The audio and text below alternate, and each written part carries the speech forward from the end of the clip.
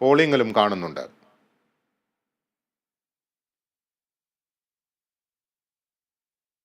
മേഘന മുരളി ചേരുന്നു. മേഘന, ആലത്തൂർ, പാലക്കാട് മണ്ഡലങ്ങളിലെ വിവരങ്ങളാണ് മേഘന നൽകുക. മേഘന, ഇപ്പോൾ എങ്ങനെയാണ് ഈ രണ്ട് മണ്ഡലങ്ങളിലും ആദ്യ 2 മണിക്കൂർ പിന്നിടുമ്പോഴുള്ള പോളിംഗ്?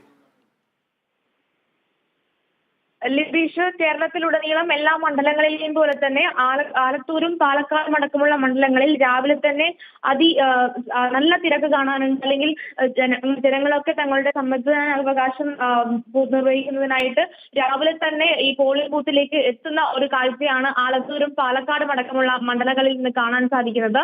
അതിൽ പ്രധാനമായും പാലക്കാടും ആലത്തൂരും ഉള്ള മേഖലകളിൽ വലിയ തരത്തിലുള്ള ഒരു ഉഷ്ണതരംഗം റിപ്പോർട്ട് ചെയ്യുന്നുണ്ട്. അതുകൊണ്ട് തന്നെ ഒരു 10 മണി ആകുന്നതോടുകൂടി തന്നെ വലിയൊരു ആവുന്ന രീതിയിലേക്കുള്ള ചൂടും വെയിലും ഉണ്ടാകും. അതുകൊണ്ട് തന്നെ ജനങ്ങൾ പരമാവധി രാവിലെ തന്നെ വോട്ട് ചെയ്യാനാണ് താല്പര്യപ്പെടുന്നത്. അതുകൊണ്ട് തന്നെ മണ്ഡലങ്ങളിലെ വിവിധ ബൂത്തുകളിലും നല്ല ക്യൂ അനുഭവപ്പെടുന്നുണ്ട്, നല്ല തിരക്ക് അനുഭവപ്പെടുന്നുണ്ട്. നല്ല ചൂട് കൂടുന്നതിന് മുന്നേ തന്നെ ഈ ഒരു സമ്മതിദാനാവകാശം നിർവഹിക്കുക എന്നുള്ള ഒരു ലക്ഷ്യത്തിലാണ് ജനങ്ങളെല്ലാം ഉള്ളത്.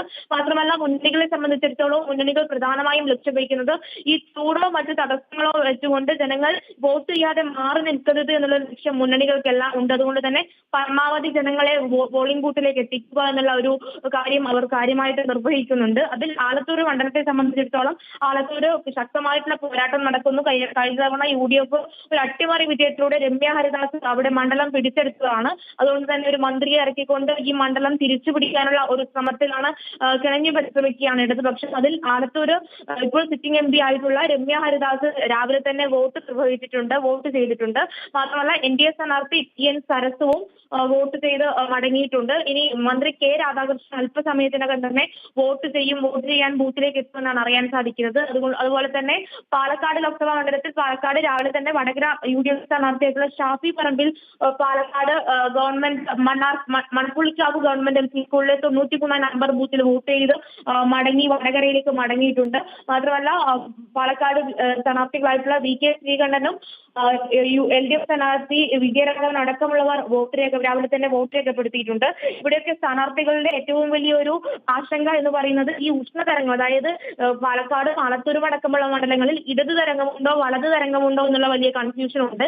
പക്ഷേ ഉഷ്ണതരംഗമുണ്ട് എന്നുള്ള കാര്യത്തിൽ വലിയ സംശയമില്ല. അതുകൊണ്ട് തന്നെ ഈ ഒരു കാലാവസ്ഥയിൽ ജനങ്ങൾ മാറി നിൽക്കുക എന്നുള്ളൊരു ആശങ്ക മുന്നണികൾക്കെല്ലാം ഉണ്ട്.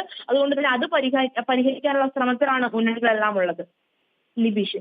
ശരി മേഘന, പാലക്കാട്, ആലത്തൂർ മണ്ഡലങ്ങളിൽ കടുത്ത ചൂടിനെ അവഗണിച്ചും കൂടുതലായ ആളുകൾ വോട്ട് ചെയ്യാനെത്തുകയാണ്. അവിടെ ഉഷ്ണതരംഗ സാധ്യതയാണ് കാലാവസ്ഥാ നിരീക്ഷണ കേന്ദ്രം പ്രവചിച്ചിരിക്കുന്നത്. മറ്റ് രാഷ്ട്രീയ തരംഗം എത്രത്തോളം ഉണ്ട് എന്നുള്ളത് വോട്ടെണ്ണുമ്പോൾ അറിയാം. വിവരങ്ങളാണ് മേഘന മുരളി നൽകിയത്.